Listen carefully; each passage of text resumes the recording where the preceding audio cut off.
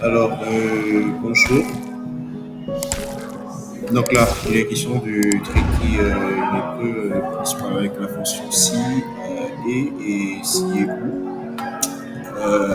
Évite et le dernier exercice avec les graphiques. Donc là, la correction est terminée. Juste quelques explications. Euh, Par rapport aux formules. Donc là, on va commencer avec le premier travail, le premier classeur dans la colonne C. Il faut calculer le montant de la prime qui sera de 3% du chiffre d'affaires si celui-ci est supérieur à 11 000 euros. Donc là, on voit déjà c'est un si et. Donc il faut absolument que les deux valeurs, que les deux conditions elles soient respectées pour avoir un résultat. Donc c'est colonne C, on va dans le classeur. Donc là, on est dans la colonne C, la colonne de la prime. Donc là, la formule c'est si. Tu as deux possibilités. Donc là en haut, tu peux cliquer là et tu as des explications par rapport à la formule pour te retrouver facilement. Donc là, qu'est-ce que l'énoncé dit précisément? C'est 3% du chiffre d'affaires si celui-ci est supérieur à 11 000. Donc, il faut la prime sera de 3% de 12 500 euros si le chiffre d'affaires il est supérieur à 11 000. Donc là, on a la condition. Si B3, donc si le chiffre d'affaires est supérieur à 11 000, valeur chiffrée, c'est B3 fois 3%, bon, 0,03 en pourcentage. Donc, la formule ci est fonctionne. Donc, tu as là le test logique en premier. Le test logique, c'est la condition que tu mets en premier. Donc, la condition, c'est quoi? Il faut que le chiffre d'affaires il soit supérieur à 11 000. Donc, tu as ta condition là, le chiffre d'affaires qui est en B3, supérieur à 11 000. Tu peux ajouter égal, ça dépend de toi. Donc, B3 supérieur à 11 000. Si la valeur elle est vraie, c'est B3 fois 0,03, donc 3% du chiffre d'affaires. Et là, à la validation, tu as 375 euros de prime. Donc, on va aller faire écrire, c'est si. Le test logique, c'est B3, 12 000 euros, doit être supérieur à 11 000. 11 000, point virgule, la valeur si vraie, donc si il est supérieur à 11 000, c'est toujours le même B3 que tu feras par 3%, donc 0,03. Donc, valeur s'il faut, si ce n'est pas le cas, tu choisis de mettre 0. Donc, 0, pas de prime. Et là, ça te donne ceci. Donc, à la fin, également, à la valeur s'il faut, tu peux choisir de mettre une valeur textuelle. Mais là, tu dois l'encadrer par les apostrophes. Donc là, l'apostrophe, tu peux mettre aucune prime, par exemple. Aucune prime. Et tu fermes par les guillemets. Donc, apostrophe, guillemets, ça dépend de ton clavier. Donc, aucune prime. Et là, ça va te donner, si je vais changer par exemple là, je vais mettre le 2007 ou 2500, je mets 5000 là. Donc là, aucune prime. Donc je vais remettre 2500 là. Donc et là, tu as terminé avec ta formule, tu l'as certainement déjà comprise. Et tout ce qu'il te reste à faire, c'est de l'incrémenter sur toutes les autres cellules. Donc, et là, tu as le résultat par là. Pour incrémenter, je suppose que tu sais le faire, c'est là, le point là, et tu tires. Ou alors tu double-cliques dessus. Donc ensuite, pour le même travail, le même exercice, on nous dit ensuite, colonne E, pour obtenir la mention voyage, doit cumuler une prime et avoir une ancienneté de plus de 40 ans. Donc là, toujours les deux conditions elles doivent être respectées. Donc, tu as une prime, peu importe le montant, tu as une prime donc, supérieure à zéro et plus de 40 ans d'ancienneté en bois. Donc là, voyage, la formule, c'est si. Et pour avoir plusieurs conditions, tu dois mettre maintenant et. Donc, la formule, c'est quoi? J'attends si, toujours. Et directement, tu mets et qui te permet d'imbriquer et de mettre plusieurs conditions. Donc là, dans la formule et, la fonction et, tu as le test logique. Donc, C3 qui doit être supérieur à zéro. Donc, C3, tu dois avoir une prime au moins supérieure à zéro. Et la deuxième condition, c'est avoir un minimum de 40 ans d'ancienneté. Donc, D3, là, doit être supérieur à 40. Ensuite, après le point virgule, tu as la valeur si vrai. Donc, si les deux conditions insérées sont réunies, quel est le message qui est renvoyé? C'est voyage. Donc, pour un renvoi de texte de caractère alphanumérique, tu n'oublies pas, il y a les guillemets ou le double apostrophe sur ton clavier. Voyage, valeur si vrai. Valeur si faux, tu as le slash. Donc, juste pour reprendre avec toi, qu'est-ce que ça veut? On dit valeur, donc tu as si, directement, tu ouvres la parenthèse, tu ajoutes ton et, tu ouvres à nouveau la parenthèse pour multiplier les conditions. Donc les deux conditions, en fait, et, c'est la fonction qui te permet d'avoir deux ou plusieurs conditions. Donc, il faut que toutes les conditions elles soient réunies en même temps pour avoir un résultat, ce qui est différent de la fonction ou. Avec ou, c'est soit un résultat ou l'autre. Donc, tu as et, la valeur le logique, c'est que c'est ça qui doit être égal à supérieur à zéro. Point virgule, la deuxième valeur, c'est l'ancienneté qui doit être également supérieure à 40 ans, plus de 40 ans, 40 mois d'ancienneté. Et ensuite, donc c'est fini, tu fermes la parenthèse. Et là, tu es sorti déjà de la fonction et tu es revenu sur la fonction si. Puisque tu as déjà donné tes deux conditions, valeur si vrai, qu'est-ce qui t'est renvoyé? C'est la mention voyage. Et valeur s'il faut, si tu veux les éviter, tu tapes deux fois le double apostrophe ou les guillemets deux fois et la case restera vide. Sinon, tu peux mettre le slash comme je l'ai mis plus haut. Donc là, tu as la voyage. Si je change là et je mets la prime à zéro, voilà, on revient sur le slash. Et ici, elle est vide parce que bon, ici en bas, j'ai mis les doubles apostrophes. Et là, j'ai mis ça. Et là, et ici, j'ai mis le slash. Donc, je vais revenir et la prime, elle était à 375 €. Donc là, je vais supprimer et effacer. Et comme toujours, tu incrémentes. La troisième question de l'exercice, c'est laquelle? Colonne F, pour obtenir un bon d'achat de 50 €, il faut avoir une prime ou plus de 50 mois d'ancienneté. Donc ici, c'est ou. On a bien le ou qui est mentionné là. Donc, soit tu as une prime supérieure à zéro, forcément, soit c'est 50 mois d'ancienneté.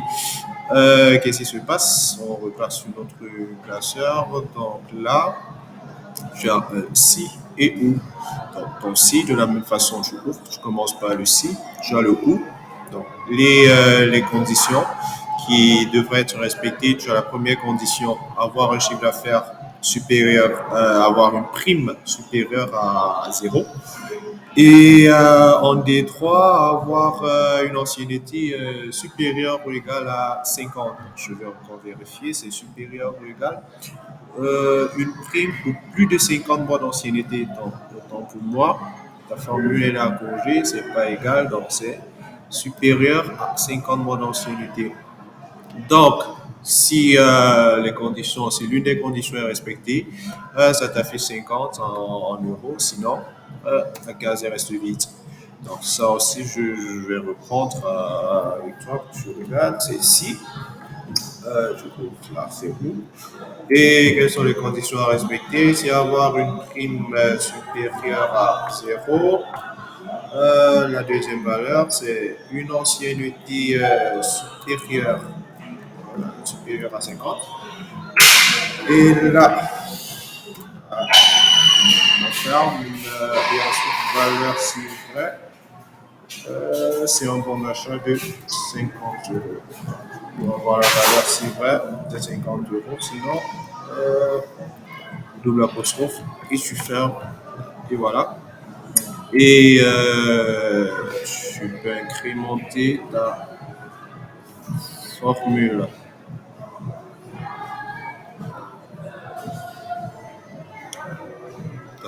J'espère que jusqu'ici ça va, tu t'en sortiras. Énoncé 2, ici de quoi il s'agit?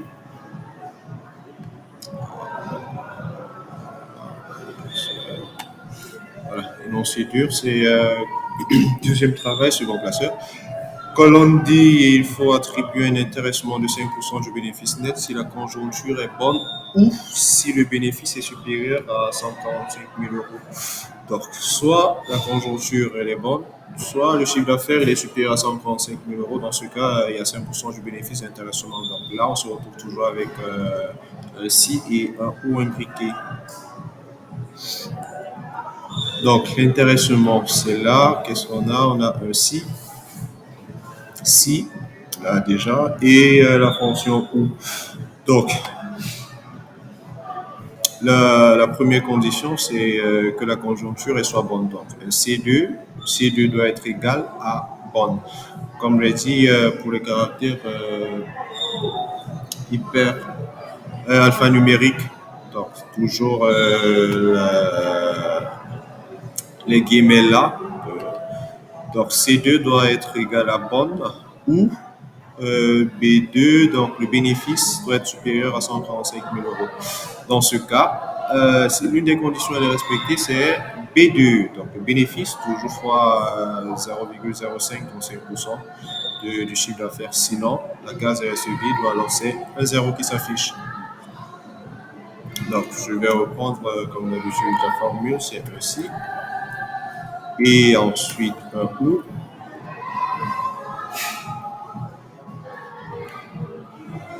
Donc, qu'est-ce qu'on dit? Il faut que la conjoncture soit bonne, donc égale à bonne.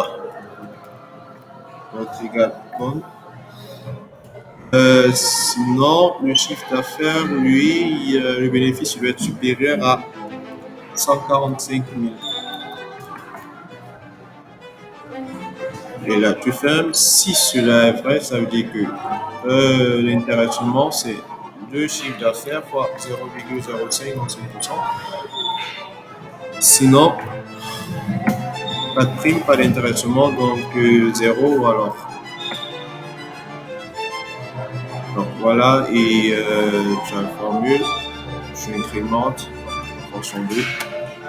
C'est ça. Maintenant pour la prime, je pense que c'est pareil, colonne E, il faut indiquer prime ou pas de prime si le bénéfice net est supérieur à 145 000 et si la conjoncture est bonne. Donc là, on se retrouve encore avec un si et. Donc il faut en même temps que la conjoncture soit bonne et que le bénéfice soit supérieur à 145 000. Donc prime ou pas de prime.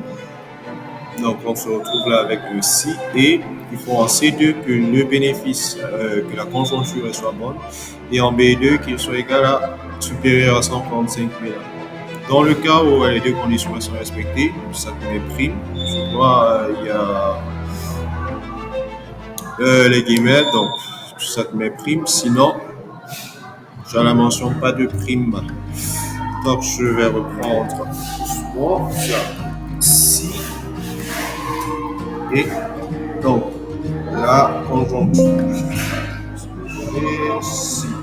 et donc la conjoncture C2 doit être égale à 1 et le chiffre d'affaires doit être supérieur à 145 000. je ferme la parenthèse. Donc, si l'une des conditions est respectée, tu as prime, prime. Sinon, la mention, c'est pas du prime.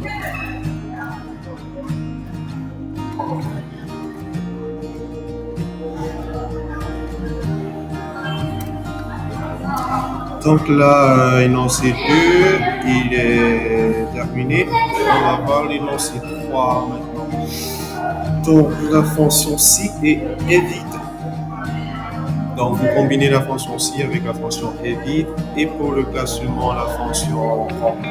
Donc allons voir de quoi il s'agit. Énoncé 3.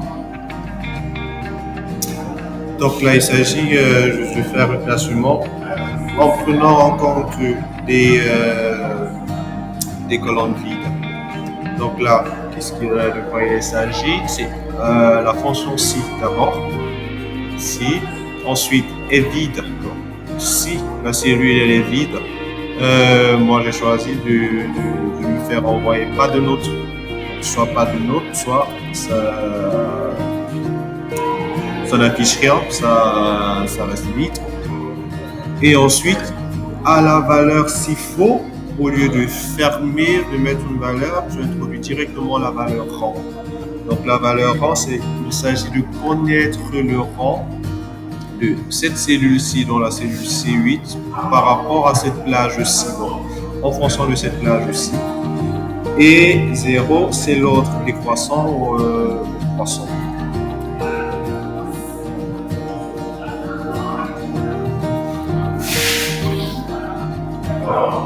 Donc, je vais prendre la montée. Donc, classement de quoi il s'agit, c'est ici.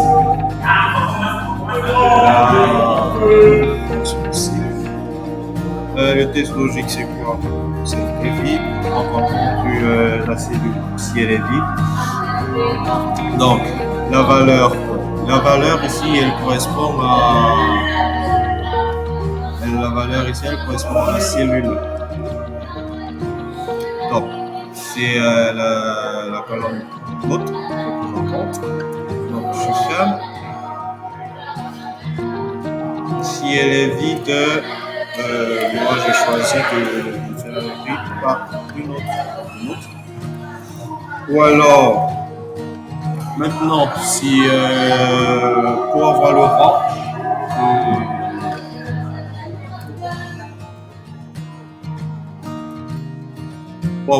de cette cellule par rapport à toute la série, directement dans la valeur s'il faut, on passe directement à la fonction rang. Dans ta fonction rang, question te demande le nombre. Le nombre que tu recherches, le nombre ici correspond à la cellule, la cellule dont je peux connaître le rang. Donc le nombre. La référence, c'est la plage, c'est toute la plage. Par rapport à toute la plage, tu sélectionnes toute ta plage. Et maintenant, il y a Fn, F4 pour figer les cellules. Que les cellules soient figées. Après une incrémentation, on va prendre un copier-coller, que la plage reste toujours la même. Et à la fin, tu as l'ordre. Donc, tu peux choisir des croissants ou alors croissants. Donc, normalement, croissants, donc secondaire, je pense bien. Et là, tu as fini avec ta fonction. Tu tapes OK.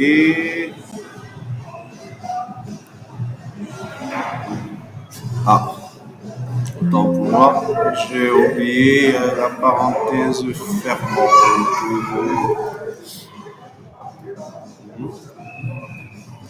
Et la deuxième parenthèse. Donc là, on est là. Et avec incrémentation, voici ce que ça donne.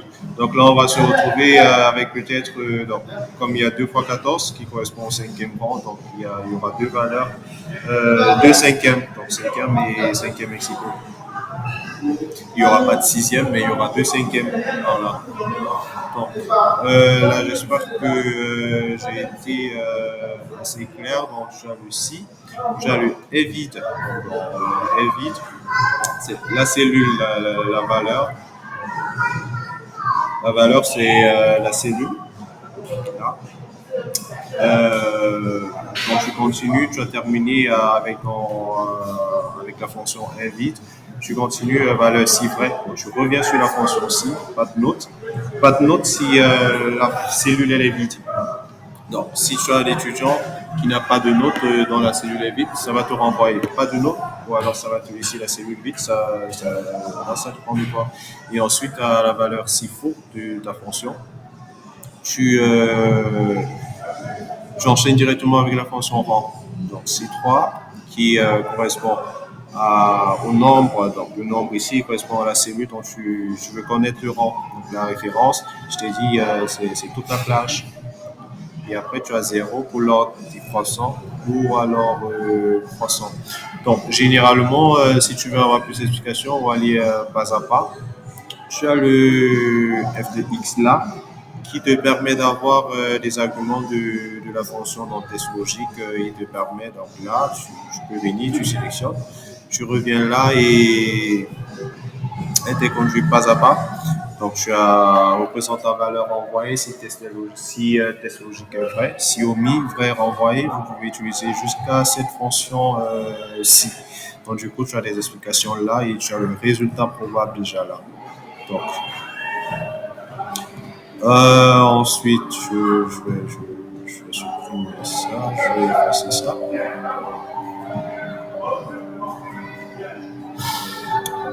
Donc, l'énoncé 4. L'énoncé 4. Donc, ici, de quoi il s'agit?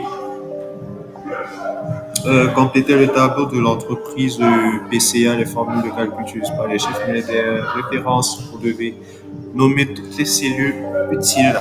Donc, je pense que toutes les cellules ont été nommées. Donc là, tu as déjà la cellule âge qui était vide. Bon, déjà toutes les 4 cellules, toutes les 4 colonnes les étaient vides. Donc là, tu as âge. Qu'est-ce qu'il faut pour déterminer l'âge en fonction de la date de naissance qui est déjà là? Donc, premièrement, pour faire ça, tu as déjà là, je t'ai mis la date d'aujourd'hui. Donc, tu es là, quelque part, tu vas taper ta fonction aujourd'hui. Aujourd'hui, parenthèse ouvrante et fermante et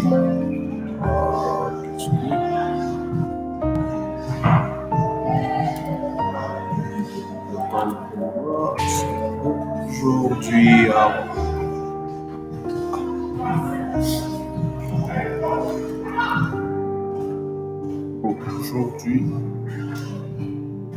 là tu as la date d'aujourd'hui qui va te permettre de faire la différence entre cette date et la date de naissance qui est indiquée là. Donc là, je vais supprimer. Et ce qu'il faut faire, tu te passes tu fonctionnes avec la tu vas aller avec la fonction date de diff. Donc datif c'est la fonction. Qu'est-ce qu'il s'agit de faire? Tu as déjà là la date de naissance, le point virgule. Tu as la date d'aujourd'hui et à la fin le format de renvoi. Donc déjà toujours les guillemets. Tu as Y pour année, tu as B pour jour et tu as M pour mois. Donc moi j'ai choisi c'est le nombre d'années qui nous intéresse. Donc je vais avec hier Y et je valide. Donc là ça me donne 46 ans. Là.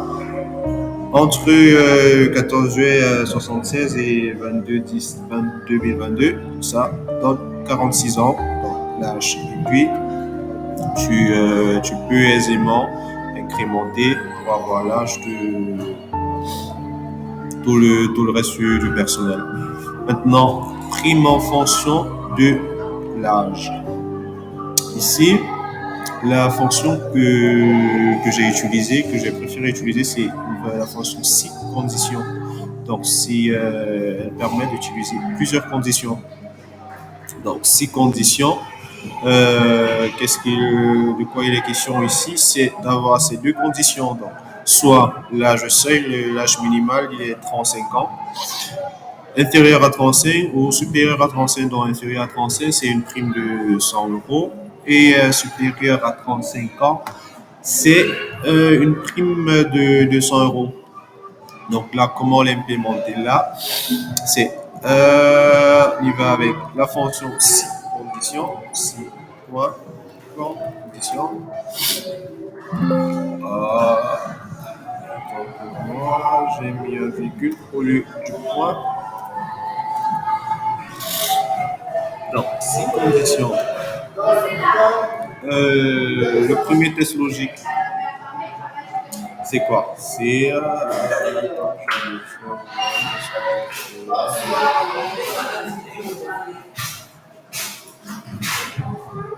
donc la première c'est six conditions, c'est H9 inférieur ou égal à 35 ans. Dans le cas où la valeur elle est vraie, c'est 100 euros de prime. Sinon, H9 supérieur à 35 ans, la valeur de la prime est de 200 euros. Donc là, je vais reprendre pas à pas. Six conditions ici. Condition. Le premier test logique, c'est quoi? Il faudrait que l'âge soit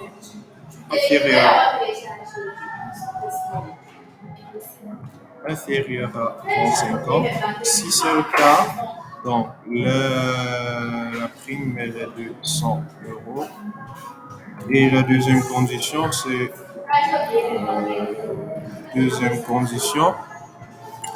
toujours l'âge qui doit être dans ce cas supérieur à 35 ans toujours et pour une prime de 200 euros.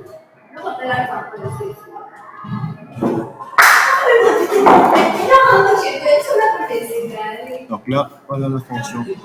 Maintenant, puisque là, tu vas utiliser un 35 comme ici, cette formule-ci, et là, ce que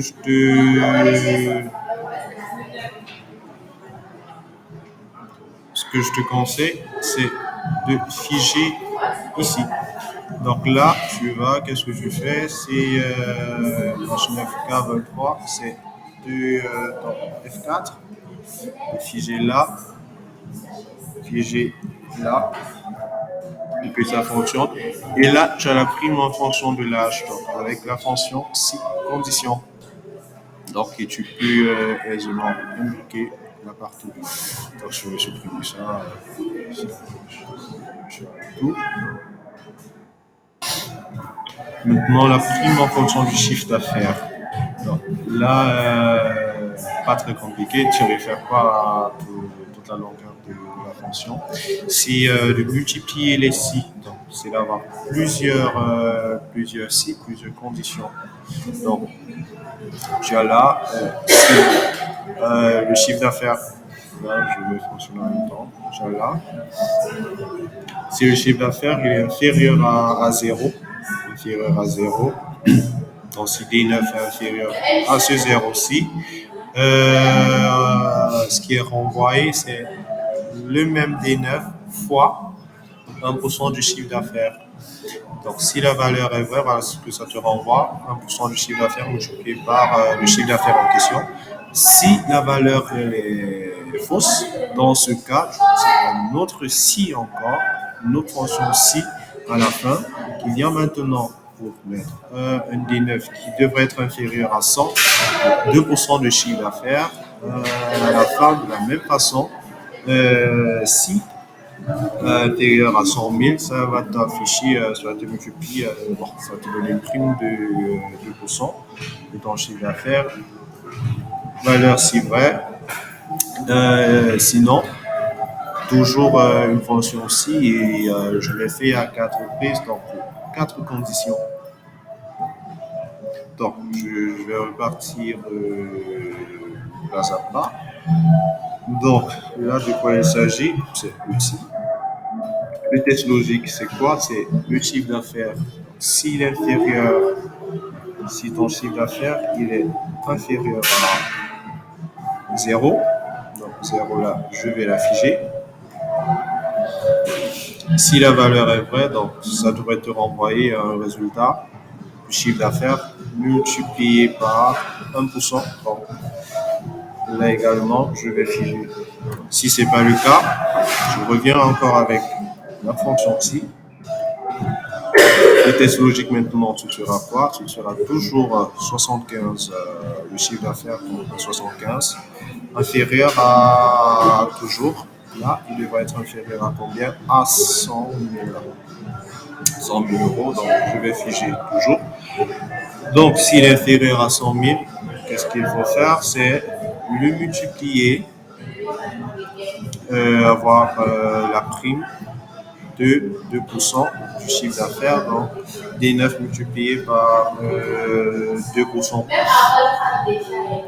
Si la condition si elle est fausse, on reprend encore notre outil jusqu'à ce que les quatre conditions elles sont insérées. Donc là, ces conditions ici, c'est toujours même D9 inférieur toujours à 200 000. Si c'est le cas, donc si c'est le cas, 2% du bénéfice, 3% du chiffre d'affaires. Si ce n'est pas le cas, on revient encore avec l'autre dernier ici. Donc, toujours là, 75. Ici, qui devrait plus être supérieur tout à 300 000.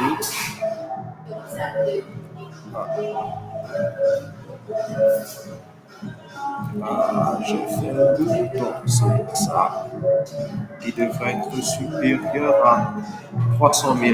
Donc, si c'est le cas, la prime sera de 75 000. Donc, chiffre d'affaires fois 5%. Donc, n'oubliez pas à la fin toujours de figer, cette cellule-là.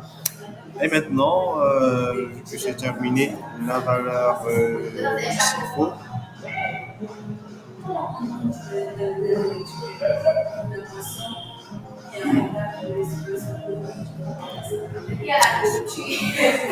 Là, 1, 2, 3 et 4 pour ensemble de cellules-là.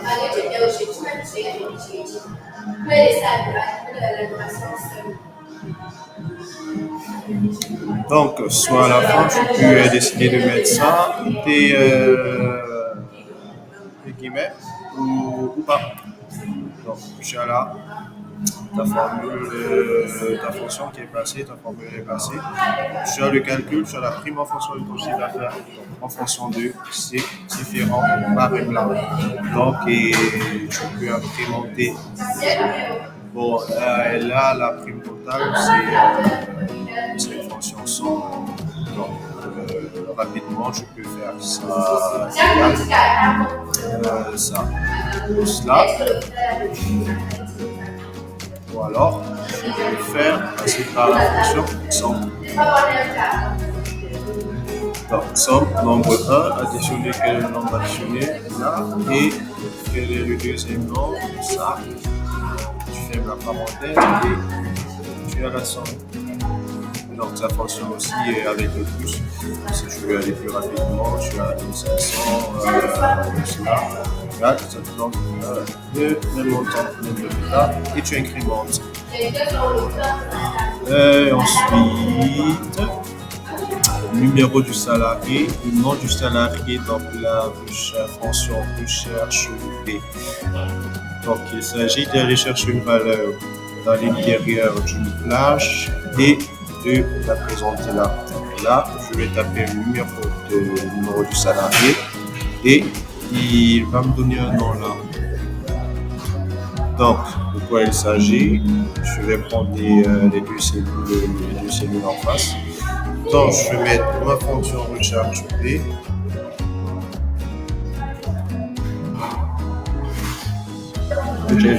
Quelle est la valeur cherchée? La valeur cherchée, c'est celle que je vais venir introduire dans cette cellule-là. La valeur cherchée correspondra à cette valeur-ci, la valeur que je vais rechercher. Donc, soit je vais l'introduire d'une certaine manière pour votre formule, ça pourrait être autre. Mais dans ce cas-ci, ça, là, je vais mettre là la valeur que je va la chercher. Ce numéro, cette cellule-là, c'est dans cette cellule-ci que je viendrai introduire le numéro du salarié pour avoir son nom. Donc, la table matrice, à quoi elle correspond?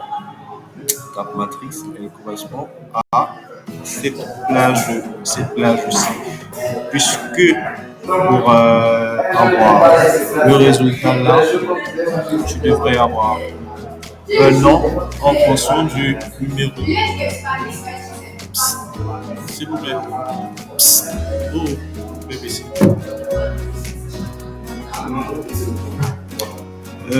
Donc là, tu as un nom en fonction du numéro. Et numéro index colonne, à quoi il correspond, c'est le numéro de colonne par rapport à la plage. Donc là, tu as la première colonne, tu as la deuxième colonne. Donc, le numéro index colonne va correspondre à la colonne dans laquelle tu veux avoir, dans laquelle la valeur proposée s'affichera. Donc là, qu'est-ce que je recherche? Je recherche les noms. Je veux avoir comme résultat les noms en fonction de ces numéros-ci. Donc l'index, le numéro index colonne que je mettrai, c'est le numéro de cette colonne-ci. Donc là, j'ai 1, j'ai 2. Je mettrai là 2. Et l'approche que je recherche une correspondance exacte, donc je vais mettre pour avoir la correspondance exacte. Là, je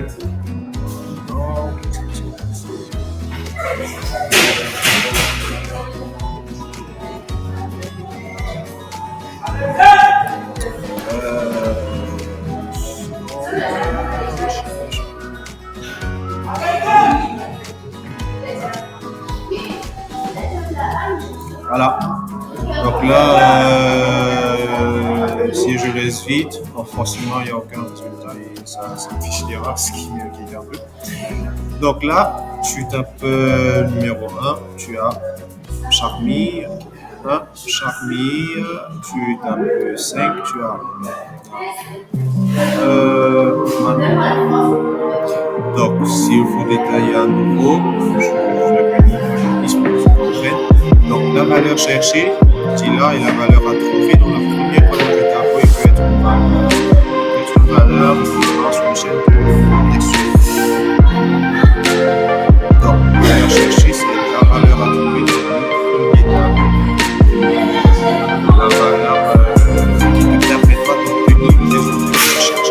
Dans la table matrice, c'est le tableau de texte non valeur. Je vais pas tuer que les sont imprimés. Dans la valeur, c'est la table matrice, c'est vraiment la table dans laquelle toutes les données, toute la recherche va s'effectuer. Là, les numéros et le nom.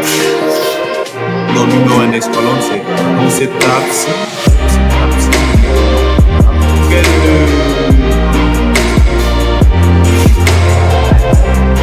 La valeur que je peux rencontrer, la valeur gauche, faux. Est-ce que je peux trouver la correspondance exacte? Sinon, c'est une correspondance exacte. Voilà. Je cherche. Ensuite, tu as l'effectif maximum. L'effectif maximum.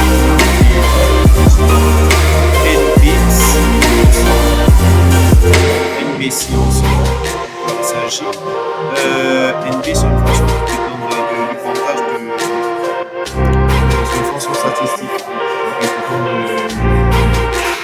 le nombre d'occurrences par rapport à l'activité. Donc là, tu as NB si la plage critère cette plage-ci. Quel est le critère? C'est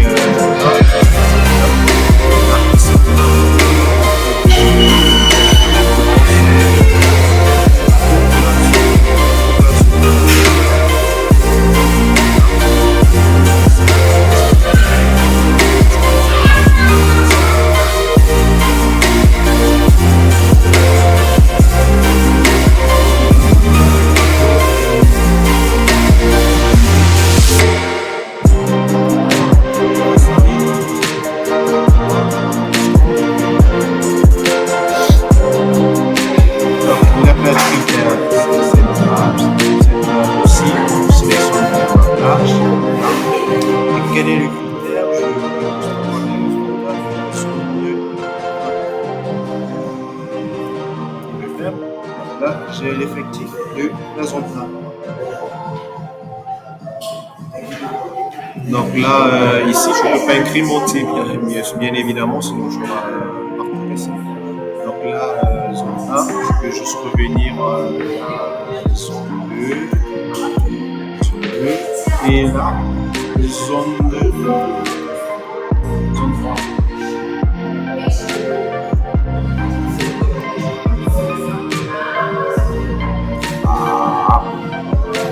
Désolé de la petite intrusion. Donc là, chiffre d'affaires total par zone. Donc là, somme c'est ensemble. Il s'agit de faire également une fonction somme, mais conditionnée. Voilà, somme. Donc tu as la fonction somme.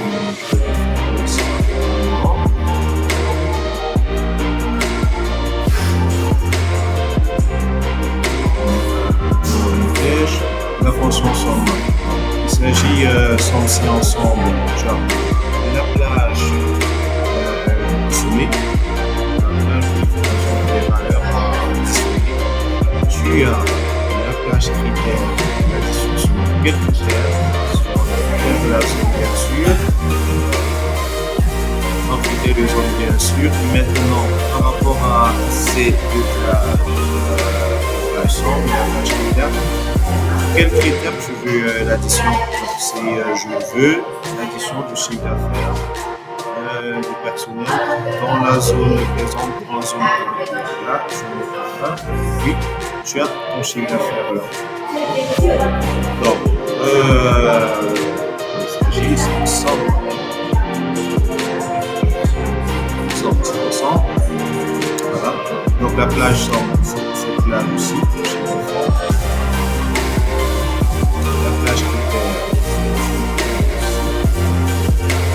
Quels sont les critères de sélection? Et pour quel critère je veux l'addition? Je chiffre d'affaires. Et c'est pareil, tu vas changer de espace.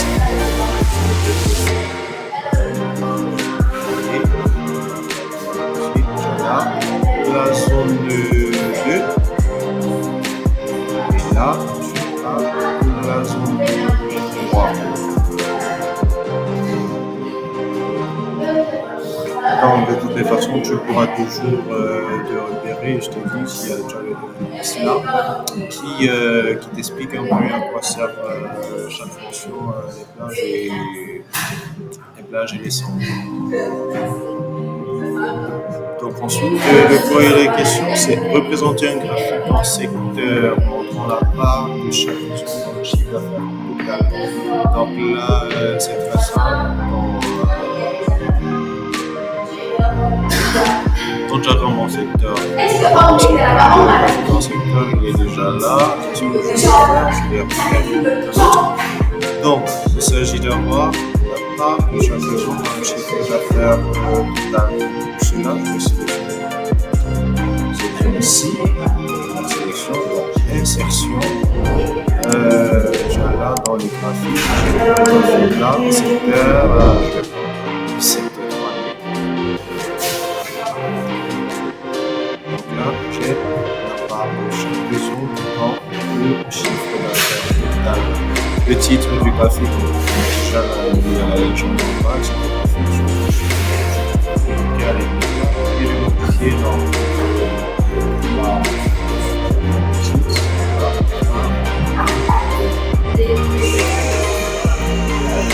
une somme de total.